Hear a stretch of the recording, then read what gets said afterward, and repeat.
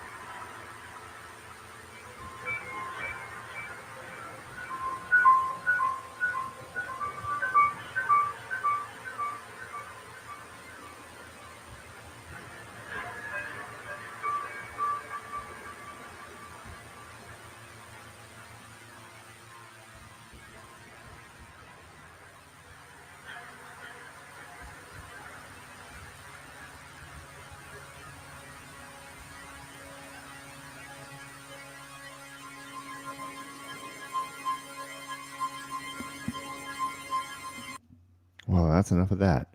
So that. And then somebody has a comment. Oni3 says, hello, got home from work, lost power, so we got out half an hour early. Nice. Hope the power's back on. Yep, power. We've got power at home, though. Good. I'm kind of vibing to this ambient track. Huh.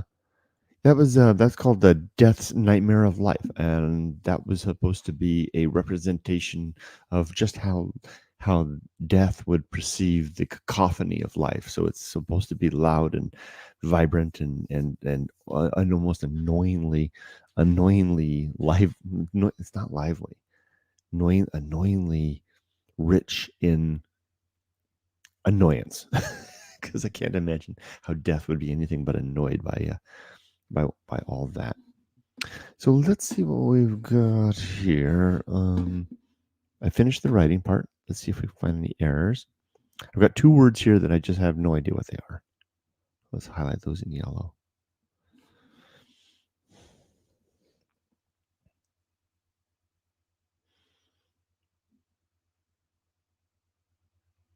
Interesting how he does everything as 2 words, whereas I think we would do 1. And it doesn't like that comma there, but let's say that's okay. Ignore once. Ignore once. There we go.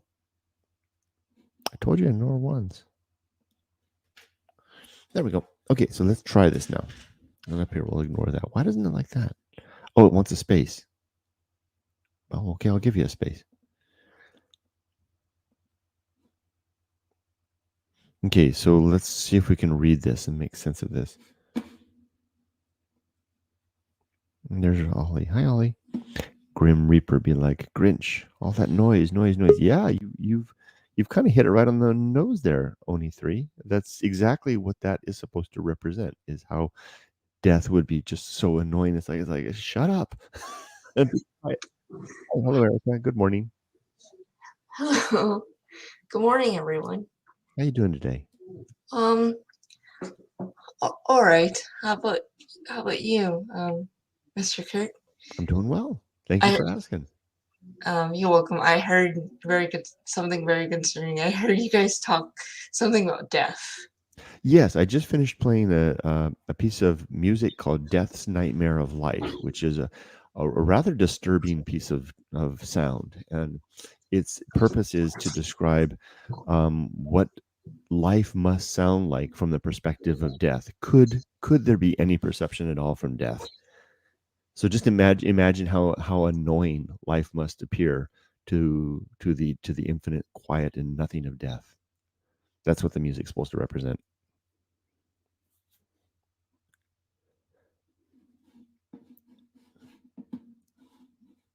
Now, I've just finished the writing, so I'm begin to go through and let's dissect what this meaning is. And I'm very excited because I can see a citation to Dr. Johnson in the subtext. I noticed that you mention him a lot, and it's pretty wonderful. Oh, Dr. Johnson? Mm-hmm. Yeah, he's a pretty incredible author. What a mind. I hope you meet him one day. He's been dead for 220 years. Oh, that's unfortunate. Yeah. Oh, well. But it would be pretty amazing to meet a man who was 300 years old. Yeah, he seems like your idol.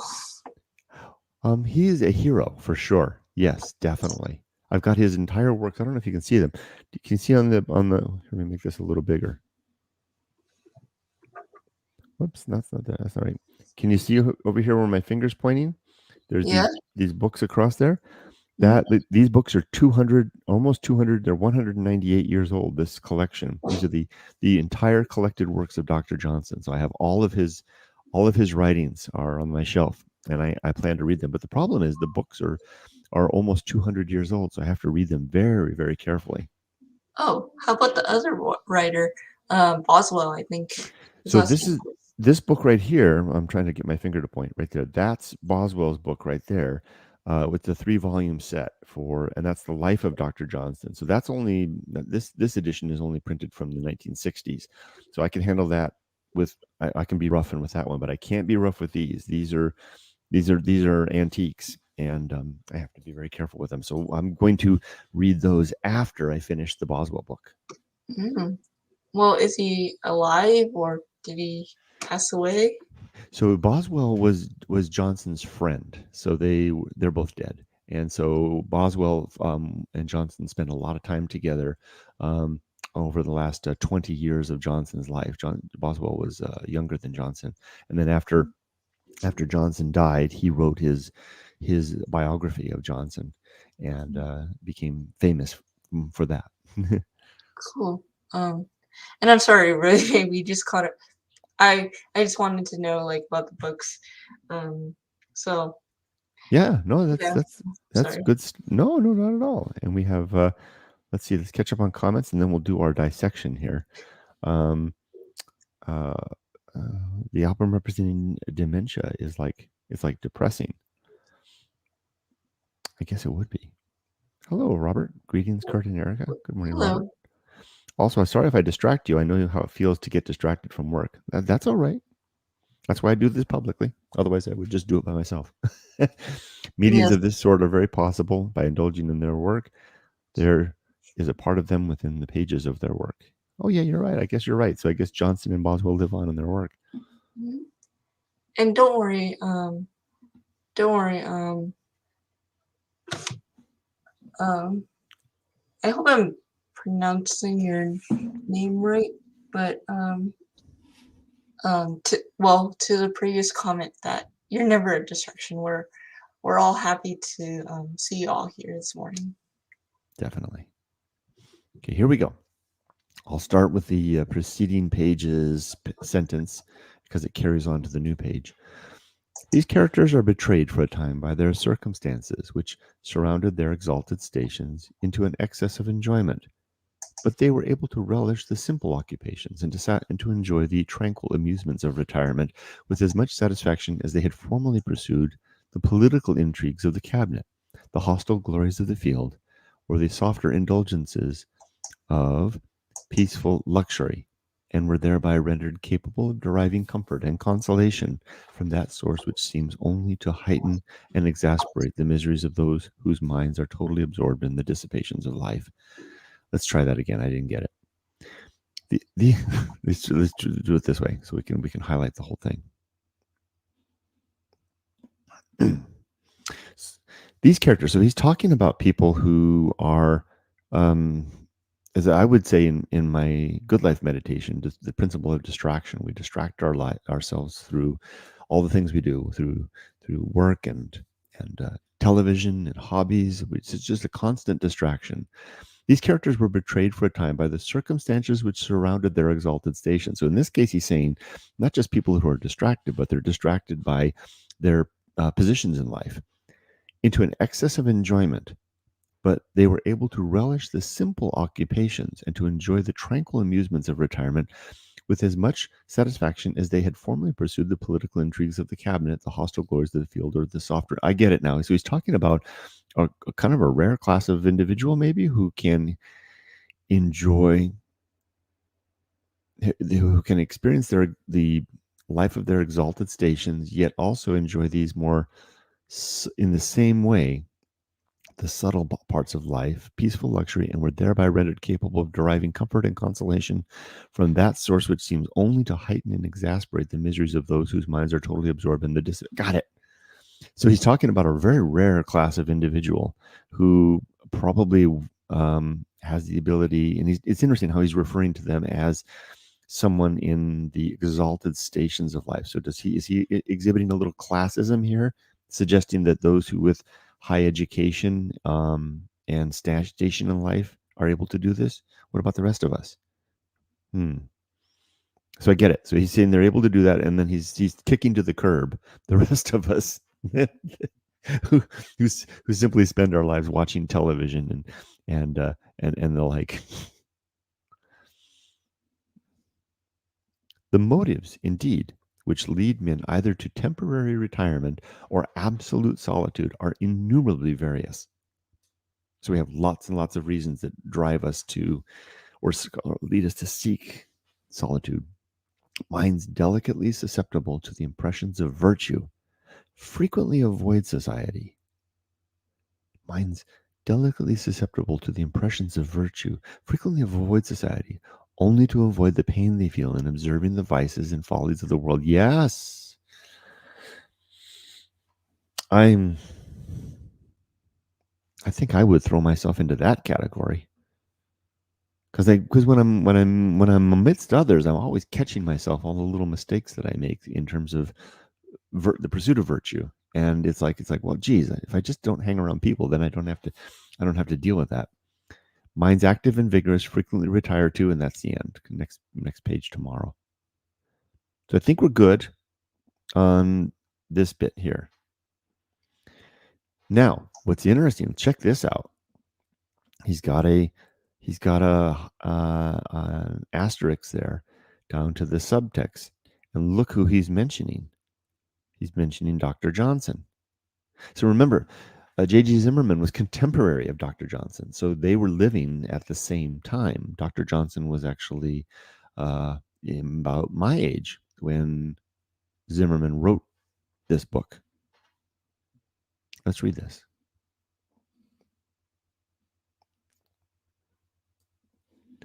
The love of retirement, says Dr. Johnson, has in all ages adhered closely to those minds which have been most enlarged or elevated by genius. Let's try that again. The love of retirement, says Dr. Johnson, has in all ages adhered closely to those minds which have been enlarged or elevated by genius. So he's saying that it's a mark of genius to want to be alone. Okay, that's a pretty loaded suggestion. Those who enjoyed everything generally, and I want to point out that he seems to use everything as two words here. Those who enjoyed everything, generally supposed to confer happiness, have been found to seek it in the shades of privacy. Is this still Dr. Johnson talking? I don't think so. Those who enjoyed it is. This is still Dr. Johnson. Those who enjoyed everything, generally supposed to confer happiness, have been found to seek it in the shades of privacy. Okay, that's clear.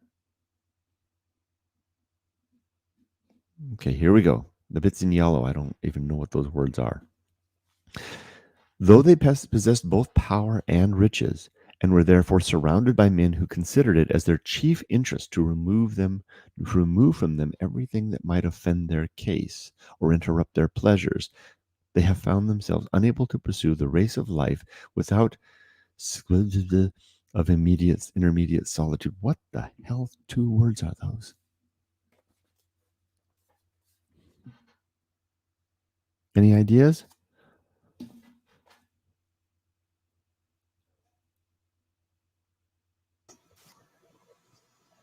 I have no clue either. I'm thinking maybe that first word is any comments over here? Let's see if anybody has any ideas. I'm thinking that first word might be sequestered. And then Robert says, meetings. Oh, we listened to that comment.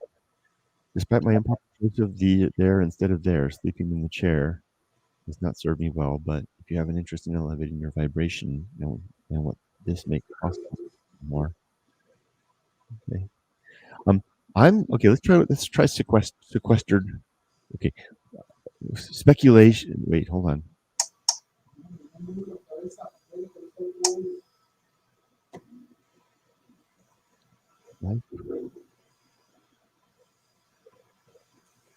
Can't even find it.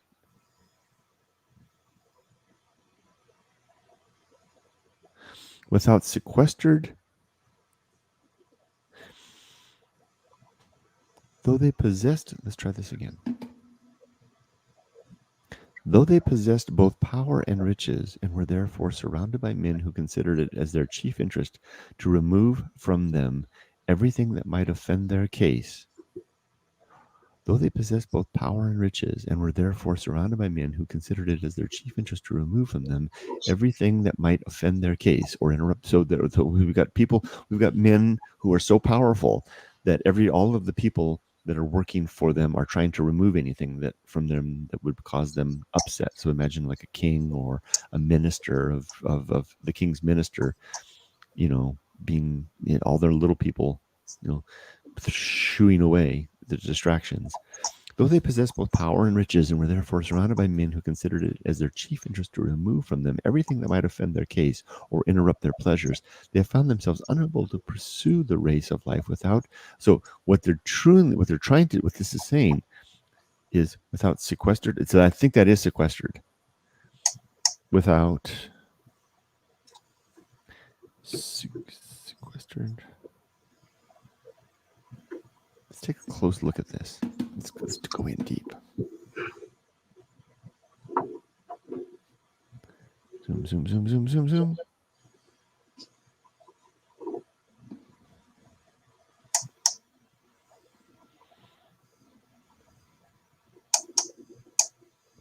Here we go. Without, that's clear. Without.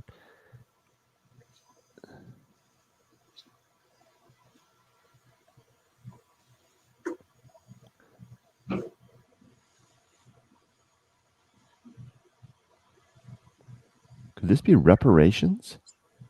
What is that?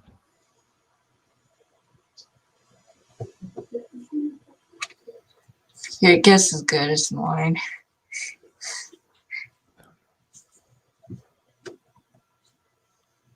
Frequent. That's frequent. I didn't know that was another word frequent, to be honest. I think that's what it is. Without frequent, now we're getting close.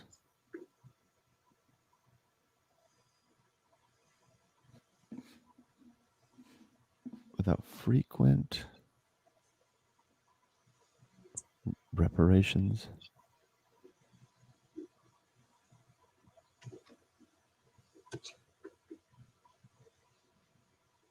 So let's take a look. What could the word reparation? Could reparation? Now, reparation usually we think of that as like some sort of a payment for some injustice done. Could reparation have a second meaning that might have been an old meaning? So reparation, the act, not respiration. Reparation.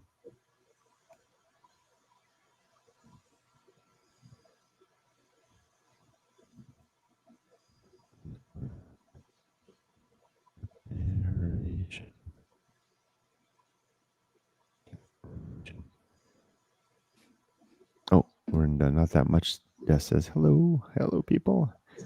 Hey there, good to see you. Hi, Erica. Why can't I spell? Hey Siri, how do you spell reparation?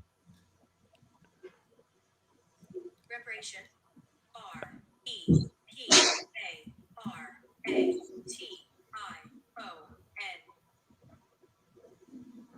Reparation.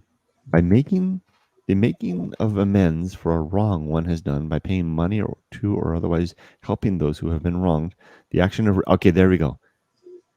The action there, it's archaic. The action of repairing something. Bingo. That makes sense.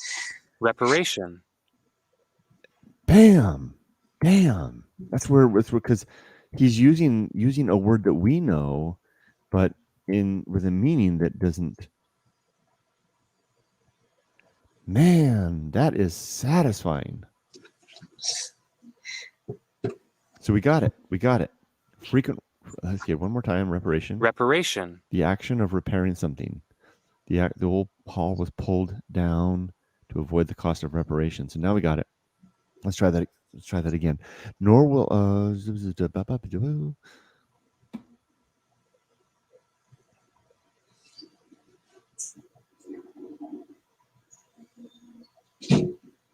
Okay, well, we're running out of time, so let's just try the whole thing. Here we go. We'll start from up here, from the first part of this sentence. These characters were betrayed for a time by the circumstances which surrounded their exalted stations into an excess of enjoyment. But they were able to relish simple occupations and to enjoy the tranquil amusements of retirement, which, with as much satisfaction as they had formerly pursued the political intrigues of the cabinet, the hostile glories of the field, or the softer indulgences of peaceful luxury, and were thereby rendered capable of deriving comfort and consolation from that source which seems only to heighten and exasperate the miseries of those whose minds are totally absorbed in the dissipations of life. Let's go to the subtext. The love of retirement, says Dr. Johnson, has in all ages adhered closely to those minds which have been most enlarged or elevated by genius. Those who enjoyed everything generally supposed to confer happiness have been found to seek it in the shades of privacy. Though they possessed both power and riches, and were therefore surrounded by men who considered it as their chief interest to remove from them everything that might offend their case or interrupt their pleasures, they have found themselves unable to pursue the race of life without frequent reparation of intermediate solitude. Nor will greatness of abundance exempt him from the importunities of this desire, since, if he is born to think, he cannot refrain himself from 1,000 inquiries and speculations, which he must pursue by his own reason, and which the splendor of his condition can only hinder, for those who are the most exalted above dependence or control are yet condemned to pay so large a tribute of their time to ceremony and popularity that, according to the Greek proverb, no man in the house is more than a slave to the master of it. Oh, good Lord. You know what I did? I didn't finish dissecting this last part, so I have no idea what that said. Okay, so let's just try that. I'm sorry, I raced ahead too quickly because the time was running out. So let's dissect this. Nor will greatness of abundance exempt him from the importunities. I've never heard that word used that way. I've heard Ralph Waldo Emerson say the word importune. So importune means to plead with someone. So please, will you please take up my cause, sign my petition? So he's talking about it as an adjective, I guess, right? As an import, or is it a verb? To importunities of this desire. Nor will greatness of abundance exempt him from the importunities of this desire. So this desire is pleading with him, right? And what is that desire? We have to go back up.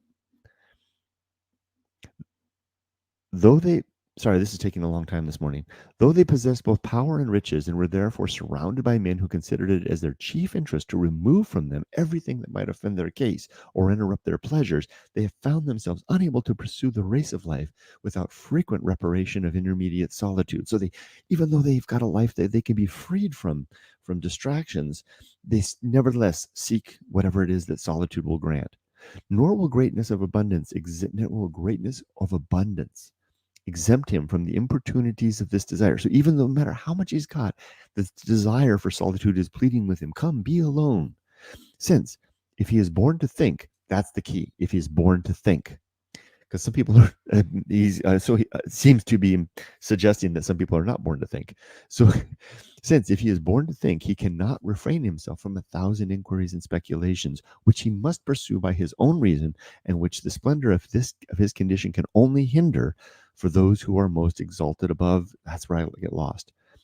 He must be, and which the splendor of his condition can only hinder for those who are most exalted above dependence or control. So the very fact that he's a man of wealth and leisure can hinder this desire, for those who are most exalted above dependence or control, for those who can rise above that. I'm saying that bad. Are yet for those, okay, well, above control. I'm saying that wrong. And which the splendor of his condition can only hinder. That's it. There should be a comma after hinder.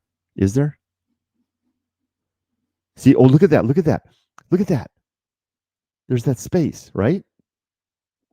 That's where the typographer, the typesetter, put the comma in incorrectly. There's supposed to be a comma right there. Now it'll read right. Nor will greatness, that's what was messing me up.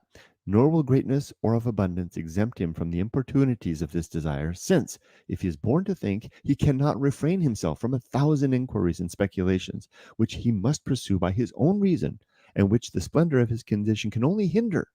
For those who are most exalted above dependence or control are yet condemned to pay so large a tribute for their time to ceremony and popularity that, according to the Greek proverb, no man in the house is more than a slave to the master of it. We got it.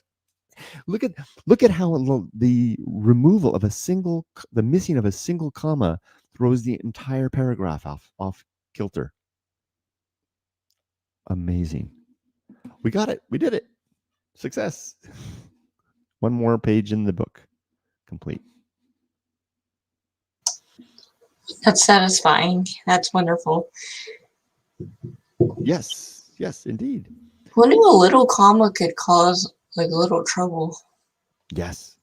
That's why it's so important to look at these things so carefully. It's and that's why I was having such a hard time when I read it. I read this whole book last year, and it was a real struggle. I spent a lot of time on it, and I was like, "This is a great book, but it's impossible to read." And that's why I decided to transcribe it, because I want to bring it to the modern age in a readable fashion. Okay. Well, since it's like kind of like we're running out of time, so I guess I could sign off from here. All right. I still didn't find the original book. Well, no, I haven't, and not that much, Desk. I have not really tried. I don't know that it's actually. I'm sure it's out. It may be out there. It'd be, a very old book. But I guess I should try. But yeah, Erica, I guess we are at the bottom of the hour, so it is time to move on and start the day. I wish you all the best. I hope you have a great day. You too, and same to everyone. It's just that I'm I'll be very, very busy this evening. And also, I see either fake Ollie or fake Rudy in the background. Well, you see, actually, everybody's here. So there's the fake dog by the gate, and then there's Rudy. Can you see Rudy sleeping here in his little bed? Yeah. I'll curl up, and then there's Ollie is right here. You can It's a black dog in a black bed, so it's hard to see him. But they're both there. It's kind of chilly outside, so they don't want to go for their walk. But boys, it's time to go. If we don't go for our walk, and now it throws off the whole morning schedule, and I can't start work on time. Yes, and plus